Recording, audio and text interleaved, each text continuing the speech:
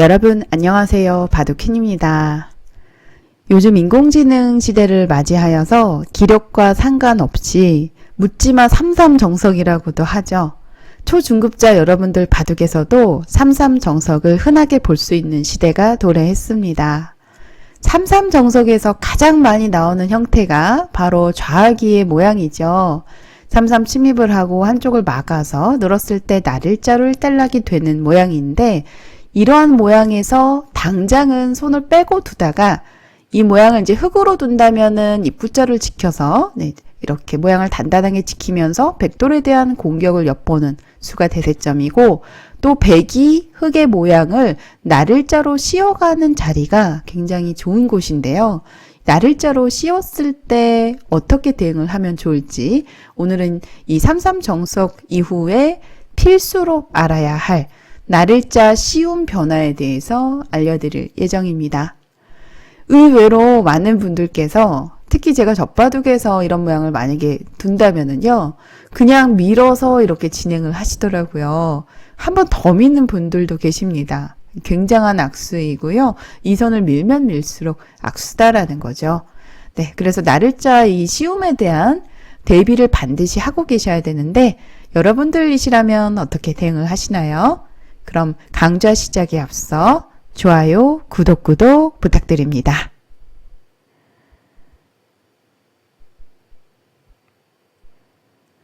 자, 일단 삼삼정석 이후에 거의 극 초반부터 이 자리가 서로 간에 좋은 곳이다라는 것을 알고 계시면 좋아요.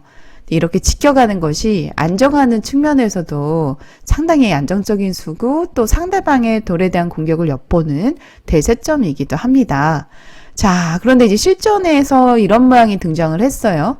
네, 입구자가 먼저 우선일 것 같은데, 이렇게 나를자를 둔 이유는 뭔가 이 하변 쪽에서 백돌이 이렇게 나를자 시움을 두어 왔을 때 어떤 준비가 되어 있는 것이 아닌가 싶습니다. 특히 이 바둑은 프로들의 실전이에요. 중국 신예 프로들 간의 대국인데, 백은 중국의 그 미모를 지닌 여자 기사로 유명한 우이밍 선수이고요. 그리고 흑은 신예 기사, 남자 기사입니다. 샤신이라는 선수인데, 이 두 기사 간의 대국에서 이러한 모양이 지금 나왔습니다. 그래서 우리에게, 호가 여러분들에게도, 구독자분들에게도 이 나를자 시움의 변화를 꼭 알려드리고 싶어서 이 바둑을 선정을 했는데요. 가장 안 좋은 것은 손 따라서 받아준다라는 거죠. 네. 그래서 이런 모양을 절대로 흙이 두어서는 안 되겠습니다. 자, 그 다음으로 이 부분적인 모양만 놓고 보면 손을 빼고 진행을 하는 경우가 많아요. 네, 지금은 손을 빼는 것이 좋지는 않은데, 예를 들어서 손을 빼고 진행을 하면 백이 흙의 모양을 추궁할 때 만약에 막아서 진행을 한다면 한번 궁도를 이렇게 넓혀 놓고 젖혀 이어서 흙이 안쪽에서 쉽게 살아있는 형태입니다.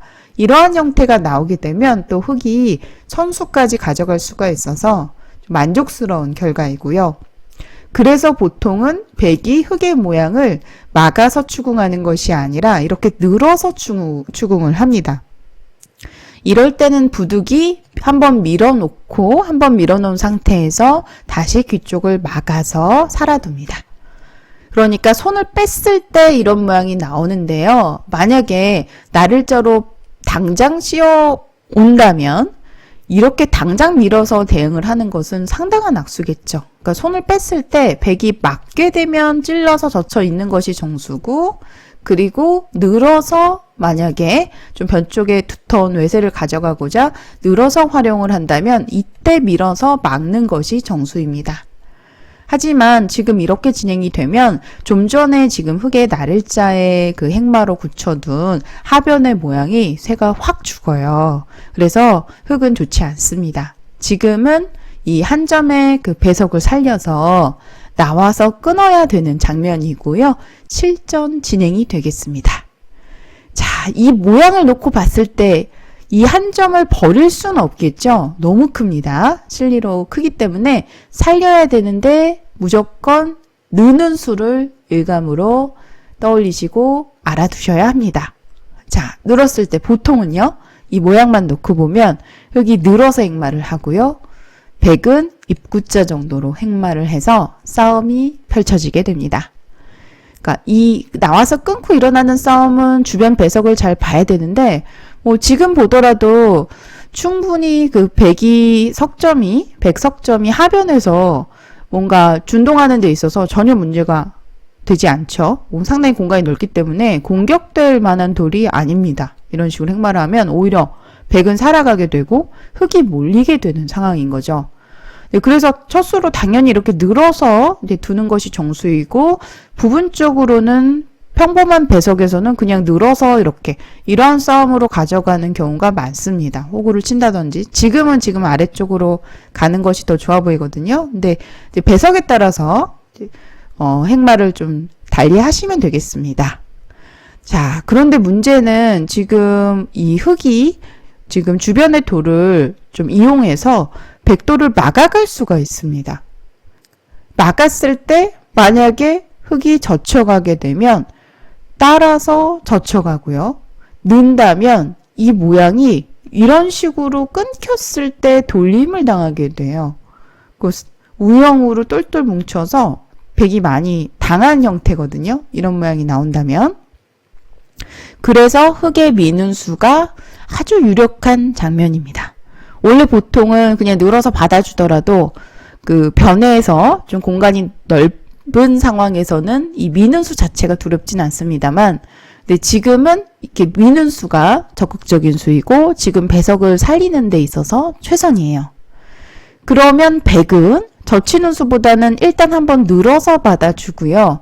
한 번 더 밀어올 때 이때 젖히는 수를 추천하고 있습니다.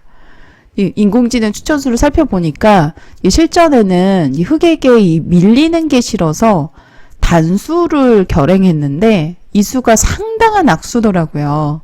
저희가 이제 그 소위 이야기하는 하수의 단수다라는 표현을 사용하는데 그 행마에 있어서 단수가 악수가 되는 경우가 그만큼 많다라는 이야기예요. 근데 지금과 같은 상황에서도 그냥 느는 것이 정수인데 실전에 밀리는 게 싫어서 단수를 치고 이었습니다. 이렇게 되니까 흑이 좀 이렇게 꼬부리는 수까지 만약에 가져가서 이런 모양으로 유도를 해서 공격을 해서 들어갔었더라면 흑이 굉장히 좀 우세한 상황으로 나아갈 수 있었고요. 실전에도 젖혀 있기만 하더라도 흑의 행마가 좀 머리를 쉽게 내밀어서 실전에 가볍게 돌을 버리면서 진행을 했는데 좀 흑이 우세한 국면으로 가져가는 상황이었습니다. 그만큼 이 단수가 꽤 악수예요. 지금은 그냥 늘어서 두는 것이 주변에 돌이 있더라도 느는 것이 정수이고요. 흑도 미는 것은 정수. 백도 늘어서 받아야 되는데 여기서부터 아주 재밌습니다. 지금 한 칸이 정수고 또 밀었을 때 만약에 계속 늘어서 받게 되면은 백이 납작하게 눌려서 이 진행은 백이 불만이죠. 흙이 두터워서 그냥 이어서 받기만 하더라도요. 그런데 여기서 석점머리를 젖혀가니까 이때는 끊지 않을 수가 없습니다. 백을 잡을 수가 있어요. 단수를 치고 따라 나와서. 백 석점이 잡히는 형태인데 여기서 놀라운 사석작전이 준비되어 있더라고요. 일단 중앙 쪽을 한번 젖히고 흑도 축 때문에 한 칸 뛸 수는 없습니다. 축으로 몰리는 상황이고요. 늘어서 받아야 되는데 다시 이어서 진행을 합니다. 그 다음에 다시 중앙을 붙여서 사석작전으로 진행을 하는 거예요. 이렇게 진행이 되었을 때 백이 괜찮은 결과더라고요. 놀랍죠, 여러분들? 이렇게 진행이 되었을 때요. 네, 백이 두터운 결과입니다. 자, 사석작전을 만약에 알았더라면은 젖히는 수를 결행할 수 있는 상황이에요. 만약에 흑이 젖힌다면 또 따라서 젖혀서 석점을 버리더라도 반대편 두 점이 약해지고 백은 두터움을 가져갈 수 있기 때문에 흑이 불만입니다. 그래서 지금 미는 수가 아니라 중앙으로 그냥 한 칸 뛰는 자리를 추천을 하고 있어요. 그러면 이제 백도 한 칸 정도를 뛰고 충분히 이제 타개가 되는 모습이고요. 이어서 이때도 흑은 이제 입구자 정도로 행마를 추천을 하는데 다시 나를자로 전개를 해서 살아가는 진행을 추천하고 있습니다. 자, 여러분들, 사실 좌기의 진행에서 가장 기본을 알아두셔야 되는 게 절대 이선 쪽을 손 따라서 밀어두면 안 된다라는 거예요. 그리고 그 다음으로는 손을 빼서 진행을 했을 때 백도 보통은 늘어서 진행을 한다. 라는 거고요. 이렇게 늘어서 벽을 쌓는 것이 정수고, 흙이 또 받아주는 방법으로는 방금 전에 물론 실전에서는 바로 나와서 이제 끊어가는 싸움을 걸었고, 지금 현재 배석을 살리는 최선이자 정수입니다. 하지만 돌이 없는 상황에서, 우군이 없는 상황에서 나와 끊어가는 것은 자칫 무리가 되는 경우가 많아요. 그래서 보통은 젖혀 이어서 진행을 하는 경우가 많습니다. 이러한 형태도 많이 나오는 모양이고요. 여기서 백이 이제 배석에 따라서 호구로 지킬 수도 있고 또 이렇게 변 쪽으로 넓게 벌려서 지키는 경우도 있어요. 배석을 보셔야 되는데 지금은 좌측 좀 백의 벌림이 간격이 넓어서 좌측으로 지켜두는 것이 훨씬 더 좋아 보이네요. 자, 날일자 시움에 대한 대비가 되어 있지 않다면 삼삼정석 후에 많은 손해를 보실 수가 있습니다. 그래서 이제 많은 프로 기사들이 그 입구자의 자리를 선호를 하고요. 우리 애호가분들도 아주 좋아하는 안정적인 지킴이기도 하죠. 하지만 이 날일자의 수를 유도해서 이렇게 끊어오는 싸움을 일부러 걸어오면서 약간 준비된 수법이었던 것 같은데 밀었을 때 이제 일어나는 싸움이 너무나 재미있어서 제가 이 강좌를 선정을 해봤습니다.